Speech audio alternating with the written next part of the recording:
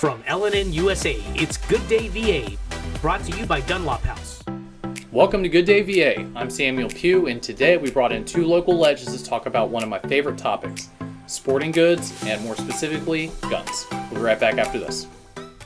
Whether it's raining diamonds or sapphire skies, add a little sparkle to your day with Petersburg Jewelers. Swader, Central Virginia's premier sports park. Corporate events, parties, date night, or just a family outing. At Swader's, it's always playtime. When it was Seth's turn to pay for gas on the annual boys' trip, he had to act fast to avoid a very awkward car ride. Luckily, Seth was able to transfer the cash with his phone. In that very moment, we were the Bank of Seth. BSV, the Bank of You. All right, welcome back to the studio. I'm here with local legends Marlee and Marlon Dance from Dance's Sporting Goods. Good afternoon. Good morning. So let's start with the foundations of the store. Can you talk me through its founding? Yeah, my brother and my father and I started Dance's Sporting Goods in 1976 in Petersburg in a little bitty place over there. It was attached to my mother's dancing school.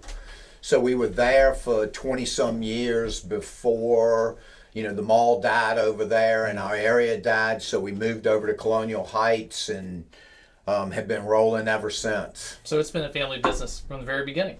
I think this April will be 47 or 48 years, 48 Marlee? years. 48 years, yes. So how is it different working with your peer group, right? Your brother and your elders, and bringing in the younger generation in your family? My brother and my father and I were there together to begin with, and then my father retired. He ran our snack bar in our store, never really had anything to do with running the store. So after he retired, my brother and I ran it, and then we've hired some managers, and we have my daughter Marlee working there now. She's a footwear and apparel buyer. My nephew Walter is our fishing tackle buyer, and we've got a couple of managers that run the store.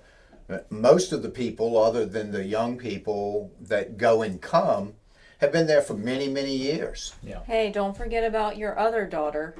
Oh, Annie, I forgot about Annie for a second. We have a pawn shop in our store, and Annie, my oldest daughter, runs our pawn shop. She actually went to GIA school to get certified. Oh, really? Yeah. So everyone in there has been steeped in the culture since the very beginning, and it's just organic. Yes, we have been in that store many, many years, many, many days, many hours. When we were kids, Dad used to bring us in after school, and we would tag things, anything he told us to tag. And at the end of the day, he would hand us like $5 or something. We thought it was the best thing ever. I don't know if the Virginia Employment Commission knew that, so we'll see how this goes. So what's it like now, seeing that it's expanded into, almost like a big box store environment where you're fighting, big giant corporations for sales? Do you still feel like there's a connection to the locals? Go ahead. I feel like we strive off of customer service and giving them the best customer service that we can offer. I feel like when you go to a big box store, you kind of lose that one-on-one interaction, and they're trying to get you in the door and out the door. And so when we have new employees and stuff like that, I feel like we try to really incorporate making sure that every customer comes in and he leaves very happy. And do you feel like, since this is such a personal experience, like a lot of the equipment that you sell, people use, for a big part of their life, so that's kind of a special thing that you get to bond over? Well, that, and they want to come back in and they want to tell you the story about what they've killed or what they've caught, and they bring their kids back in for me to outfit them for their hunting season or show them the new bait that they got for their kid. I feel like we just have that really good relationship with them, and that's what we strive for. And that's what business is, relationships. Everything that you buy in Dance's, you want. You're not buying a new dryer. You're not buying a new refrigerator. You're coming in to buy something that is your hobby and you cherish it. If it's a new firearm, it's something a lot of times you'll keep for the rest of your life. Yeah. So it's a big deal when they come in, and they want people when they come in to help them get the right thing. And we have lots of ladies that come in recently to purchase firearms, and one of our goals is to make sure they buy the right gun. They're comfortable. Yes. Yeah, and I've been in there many times. Everyone's in a good mood, so that's a really nice environment to be in every day. They better be. That's fun. Yeah. Well, that's what everybody wanted me to pick your brains on was some of the firearm industry stuff. So this is a good opportunity to get kind of a retailer insider look at it. So can you tell me about what the gun purchase procedure actually is versus what the perception is? Marlee? So when you come in, it's not like you just get to leave with a firearm and you come in and you go. So you come in and you have to fill out your state and federal forms. Mm-hmm. First of all, you have to have a valid driver's license with your current address. And then you have to fill out the 2 forms and the whole background check. And then we enter it into the state police system. And that comes back either approved or delayed. Depends on what's going on with the state police, how busy they are, what they have going on. If you're approved instantly, then we can move forward with the process. If you're delayed, then of course you have to wait until you are approved. If you're buying more than one handgun, you have to either have your concealed weapons permit or you have to wait 30 days to purchase the second one. So, why do you think people all don't know that as big as a debate as we've been having the last 20 years? If you have not purchased a firearm, there's no way that you would know it. Unless you asked. You wouldn't have a clue. Like I told you, I've been to lots of meetings and I've explained to people, and they had no idea what it would be like to buy a firearm or the process that you went through. We have tons of people that come in and buy a gun and they're delayed because of various assortments of reasons. And they either come back approved, which they get to take the gun, delayed, which they have to wait, or denied. And if there's anything that comes up on your record that you can't get a firearm, you don't get the gun. And if it's a bad thing, the police are normally there to get you. And they're there before we even know. That has nothing to do with us. They're there before it even comes back to us saying, hey, it's denied. More than likely, state police is already on their way. It truly is a really good process. A lot of people don't believe in it, but I've been watching and I have seen it work, and it works well. So I have seen this too in my past experience, but what is it like when you feel like the media is intentionally lying about you, right? So telling people that you can just go buy these things in the parking lot of gun stores, or that they'll sell you machine guns, right? I can tell you that most of the politicians that are talking about that don't have a clue. They don't have a clue what's involved in buying a firearm. Again, how would you know if you hadn't gone in and at least tried or asked? If John Doe politician was to call me on either side of the aisle and say, what happens? How do you buy a gun? What's the process? We would be glad to explain it to them, and we've had that happen before. Yeah. And do you think it's intentional? Absolutely. That people are being misled? Absolutely. Absolutely. That's Absolutely. what they want you to feel like you can just go buy a gun off in the store and leave with it without a process. But I mean, there is a process, and I think it does work well. Yeah. Are there kinks in it? I'm sure there are. But there are kinks in everything. It's a human system. Yeah. So, Sure. So do you feel like just by participating in the firearms industry that you've been pulled into the political realm, right? Whether willfully or against your will, but you're in it now. Absolutely. Yeah. Absolutely.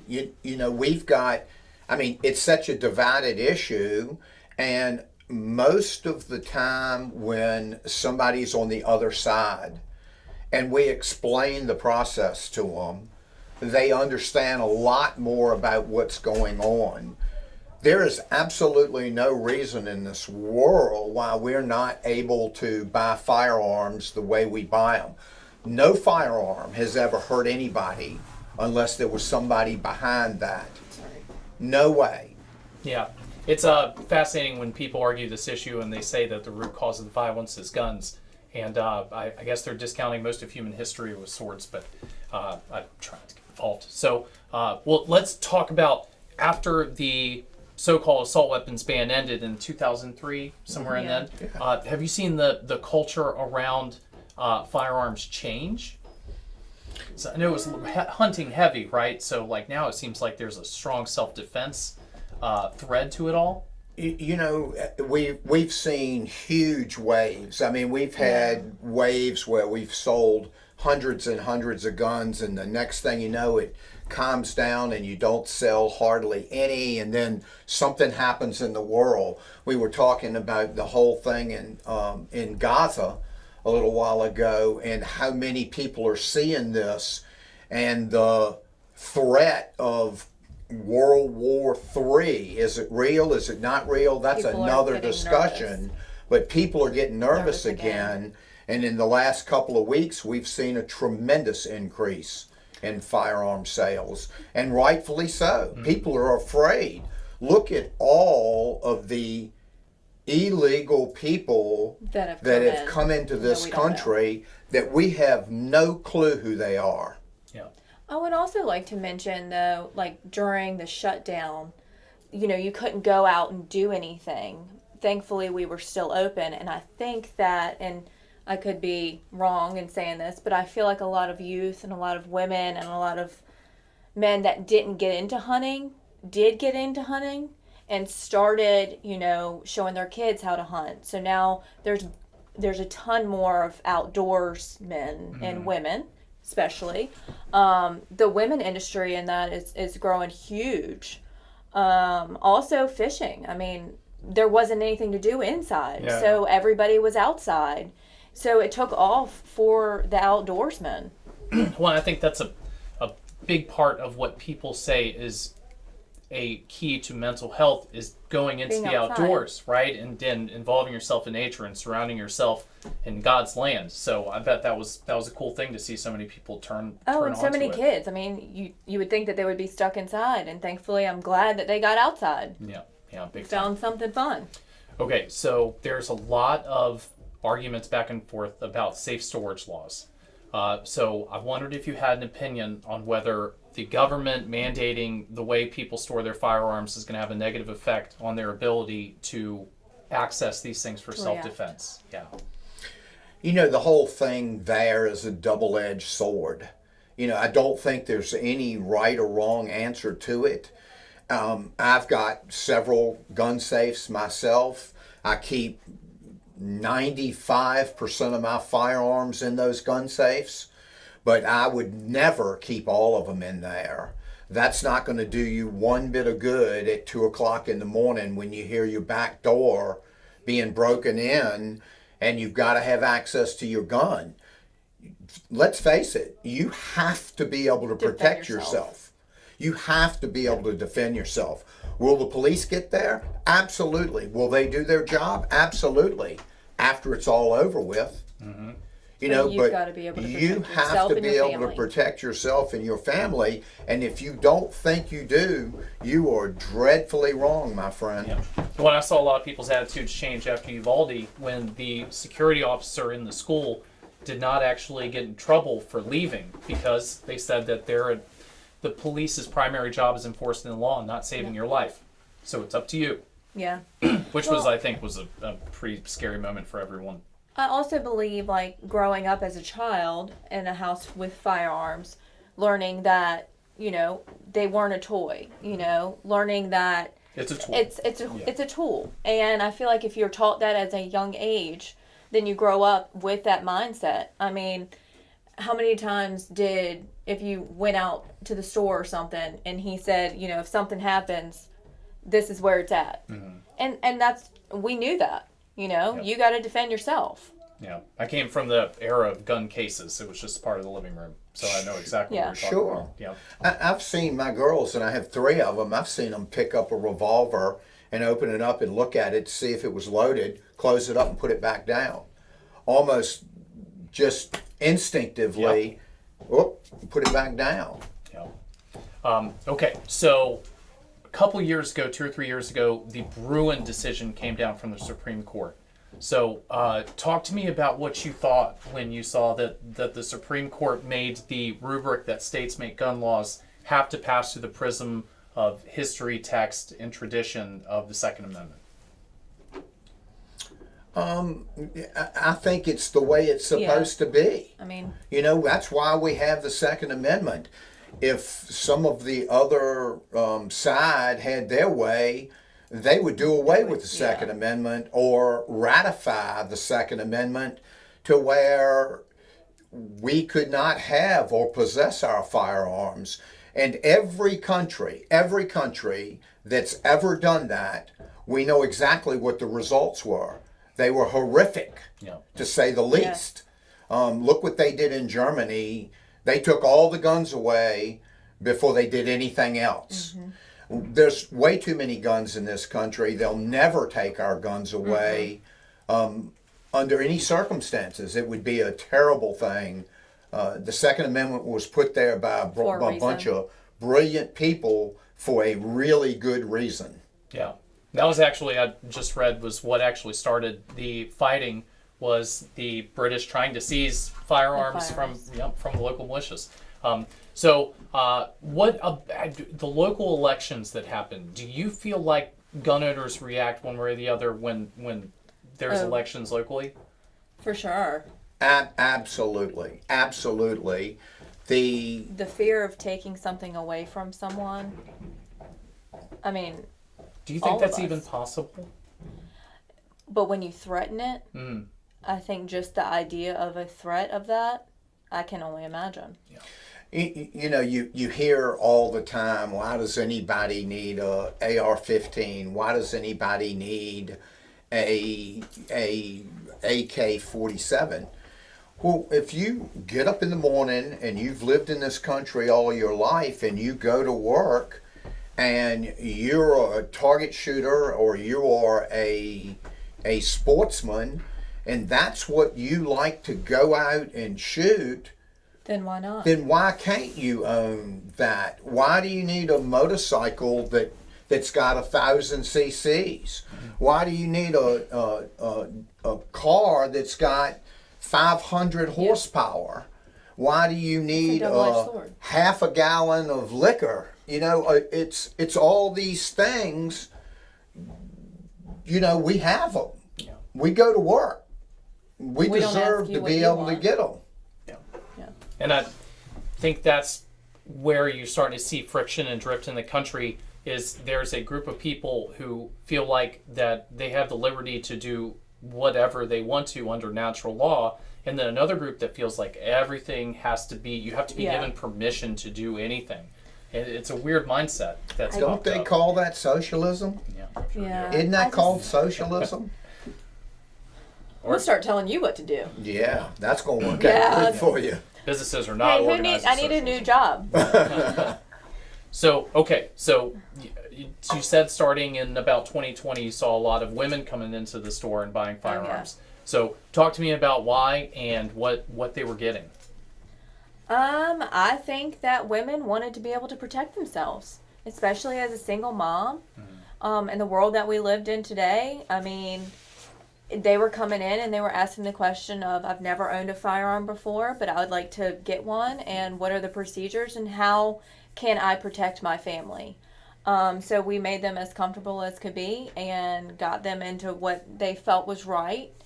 And I feel like now that person, we tried to tell them, you need to shoot this and get comfortable and, the process of everything. You can't just go from not owning a firearm to feeling comfortable this same day. And a lot of them, I feel like, did do that, and you're seeing them come back now because they want another one, or they want to get their daughter one, or they want to get their son one. So I think it's really the women aspect of it has definitely taken off.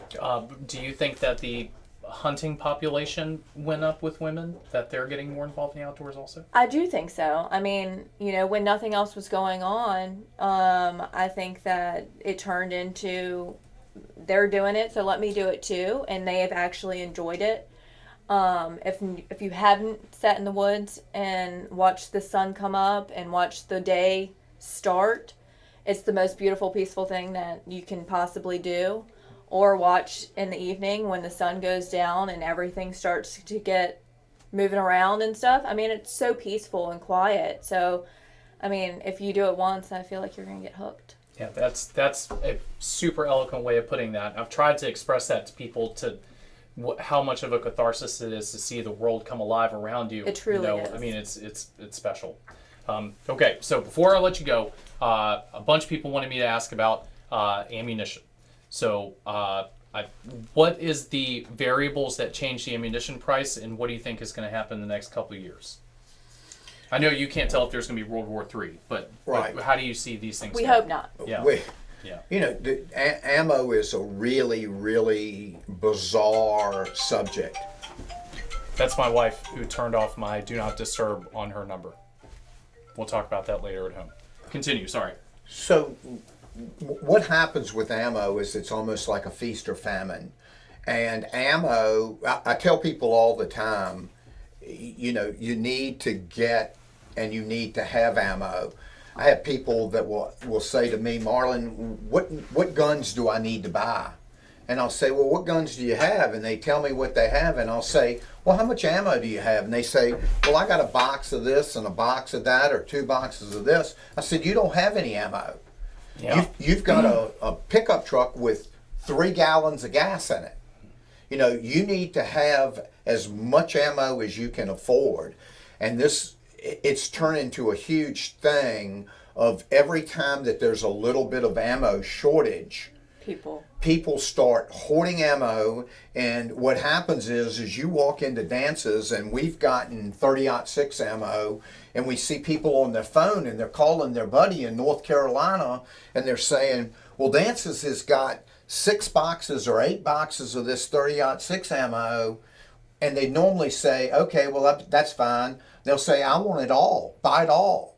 You know, I'll pay you back for it. And all of a sudden, the shelves, and this happens everywhere, not just at dances. And it's one of the reasons why we have got such a huge inventory in the back room. If you saw what was back there versus what's on the shelf, you'd say, are you crazy? Mm-hmm. Are you crazy?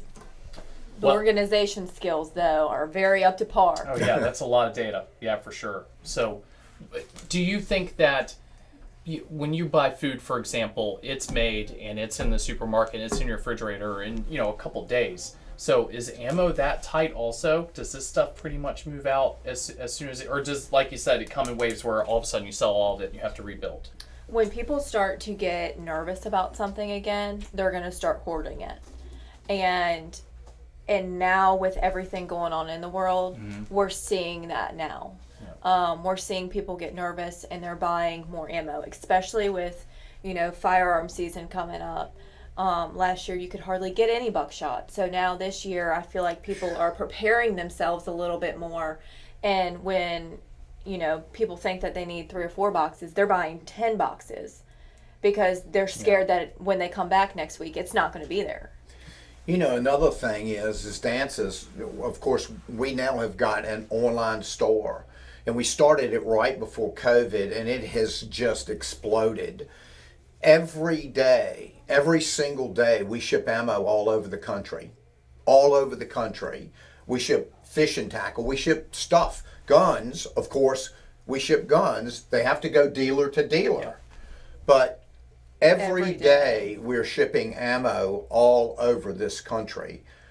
It is a very difficult thing to buy enough of it to ship all over the place. Well, especially when you're having a shortage and people are coming in your store and buying it. You also have to remember that people all across the world are on your store looking for it just as well. Yeah.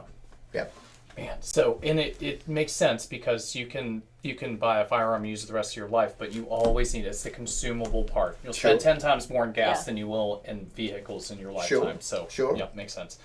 So a couple people wanted to see from someone who runs, is an FFL and runs background checks. Is there any concern that those background checks are being kept in order to create a database on either the state or the federal level? Because that's one of the arguments against, universal background checks is you just hand that to them. Well, right? State law is State 60 law, yeah. days. 60 days it has to be purged. So if there is a database that is collecting this information, it's done illegally. So we cannot speak on whether or not it is being collected, and a lot of people speculate that it is. I personally do not think that it is. I don't know how, from my mindset, I don't know how they would do it. Even if they were, you don't type in what kind of pistol you're buying or revolver that you're buying. All you do is say that you're putting like 1 or 2. So the only thing that they would see is that you have 5 pistols and 4 revolvers. Just it doesn't save the serial numbers? No, so you don't put in a serial number when you. That would be a registration, and we have no registration in the state of Virginia. In Virginia, nor do we want one. Yeah. We do not want one. What a lot of people don't realize is when you fill out the 4473, which is the federal form, that form stays at Dance's Sporting Goods for 20 years. And then it's purged. And Then it's purged. Yep. Yeah.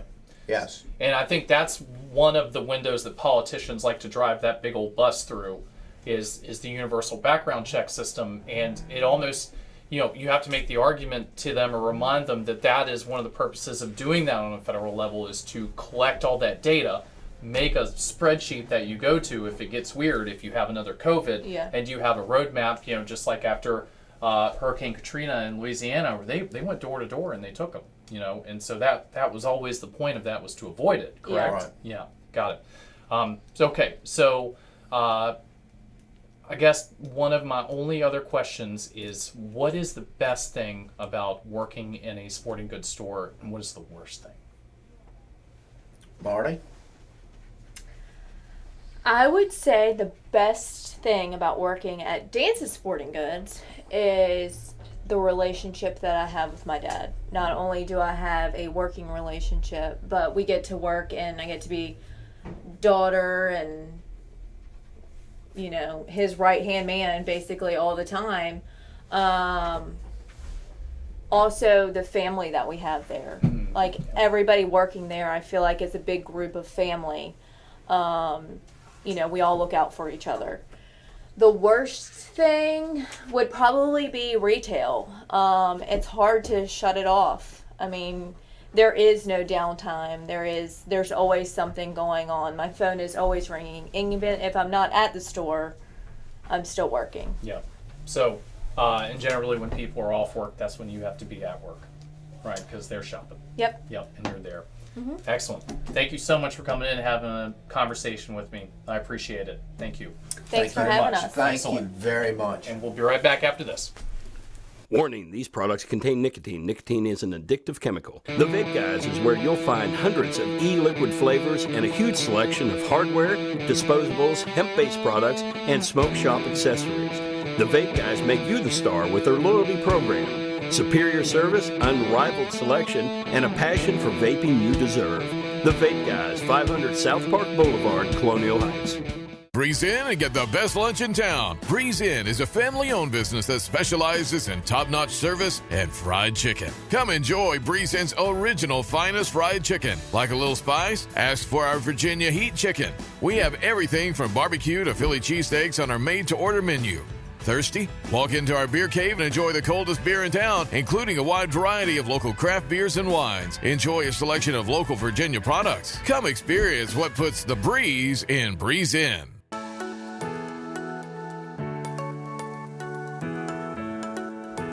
Yes, you can still get haircuts, colors, highlights, waxing services, everything that's going to make you look great right here at the Apothic Company.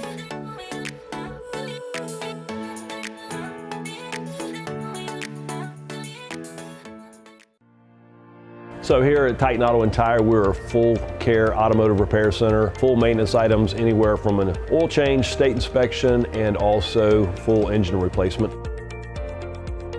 Titan Auto is different because of our customer service mainly. I mean, we have some of the best trained and qualified techs in the area. Our 3 main focuses are customer safety, customer service, and community. knowing that you're going to put them first and it's not about the dollar. Thank you for joining us today on Good Day VA. We'd like to thank all of our sponsors, and especially Dunlop House, for making this show specifically possible. You can find LNN on Facebook, on YouTube, and at lnnusa.com. And for now, have a good day, VA.